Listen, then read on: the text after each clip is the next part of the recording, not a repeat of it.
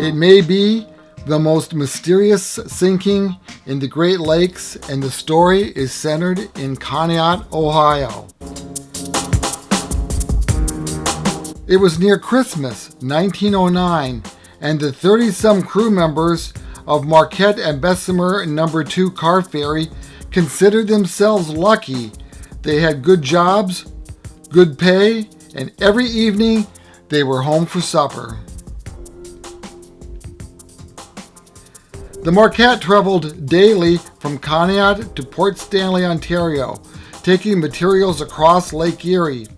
On December 7th, 1909, cargo included 26 cars of coal, 3 of steel beams, and 1 of iron castings, 30 railway cars in all.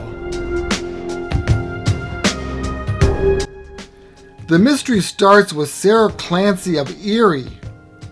While asleep, she heard the sound of her brother, John, a Marquette crew member. In her dream, he was shivering and crying and said the Carferry was sinking. Sarah awoke from the nightmare. It was 3 days before the fateful trip. Her concerns must have increased because on December 7th, winds were picking up as Conneaut was about to experience an early blast of winter. Winds gusted to 70 miles per hour.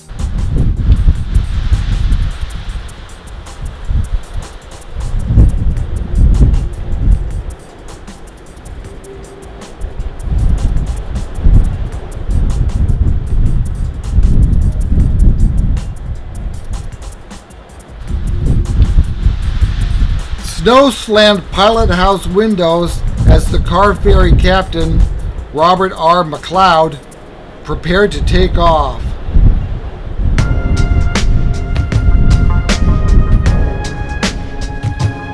Earlier in the day, temperatures were in the 40s, but the weather got increasingly colder.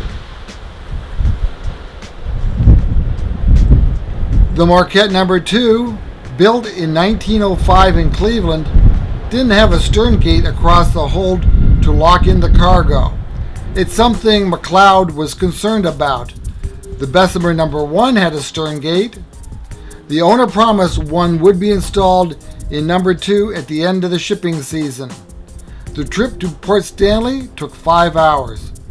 What exactly happened to the Marquette isn't really known. There are conflicting reports as witnesses say they saw the Carferry both in Port Stanley and Conneaut at near the same time. 72 hours after the Carferry left Conneaut, a field of debris was discovered by the steamer William B. DeVock as it traveled west past Long Point. The steamer sent a wireless message to Cleveland about the debris.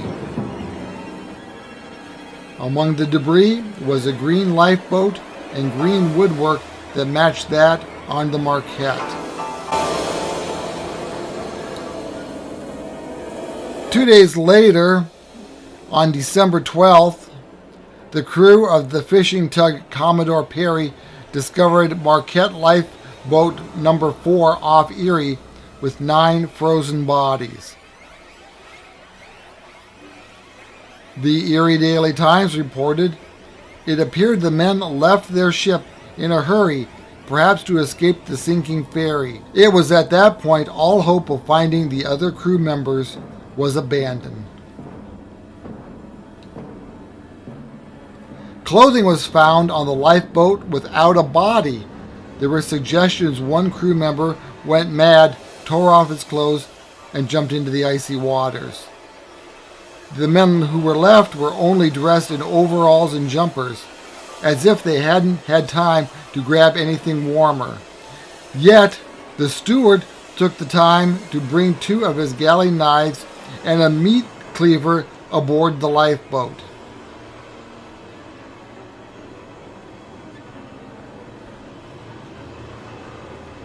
To add to the mystery, when the captain's body washed ashore October 6, 1910, several severe slash wounds were evident.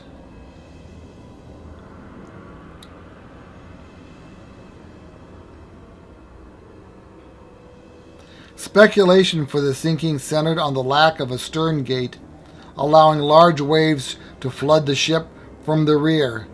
This would have extinguished boiler fires. The result? No power to steer through the storm, causing the Carferry to capsize over the additional weight.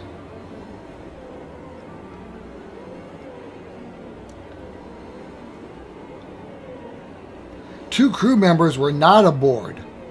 Fireman Max Sparra was hurt in a fall during the previous trip and was in a St. Thomas, Ontario hospital. Porter George L. Lawrence missed the boat the previous day as it left Port Stanley.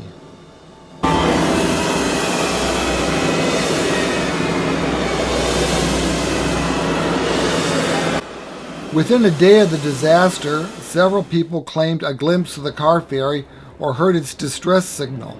A Conneaut tugboat captain, trying to get back to port, said he passed the ferry in open lake in the early afternoon. A Port Stanley man said he awoke to its whistle and it seemed so close. A worker in Conneaut said he heard number 2's distress whistle. Hewlett operator William Rice said she kept sounding these 4 quick blasts and then she blew 5 times, which I thought was the anchor signal. Pretty soon, as if the anchor chains had parted, she started the distress signal again.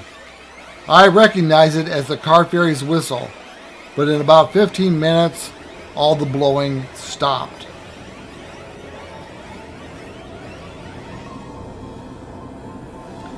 The captain of a steamer rode out the storm outside the Conneaut breakwater and said he saw the Carferry's silhouette traveling eastward.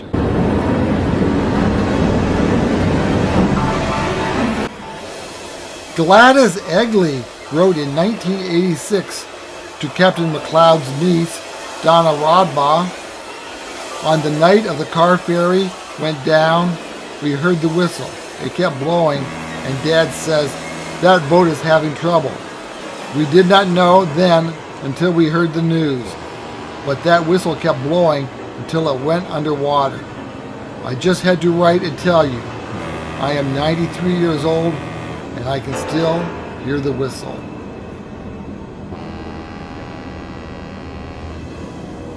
A farmer's son reported hearing the distress signal in Fairview, Pennsylvania.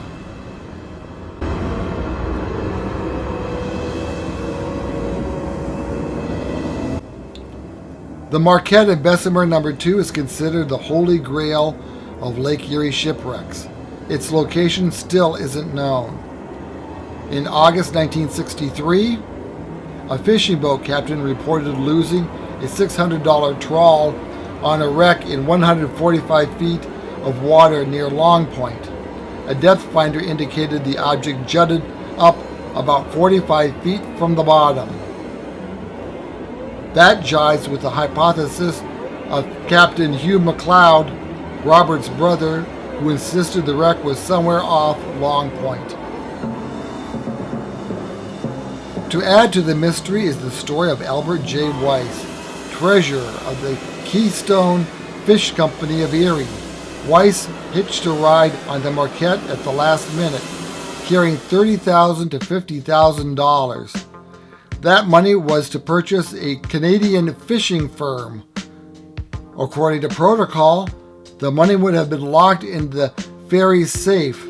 That money would be worth close to $3 million today.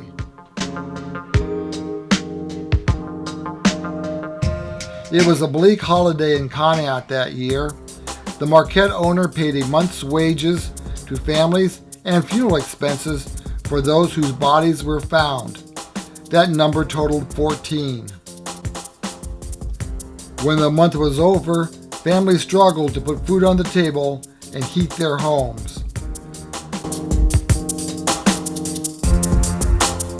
A relief fund established by the Conneaut News Herald garnered little more than $1,000. Another Marquette and Bessemer number 2 was built using the same name and nearly the same blueprints.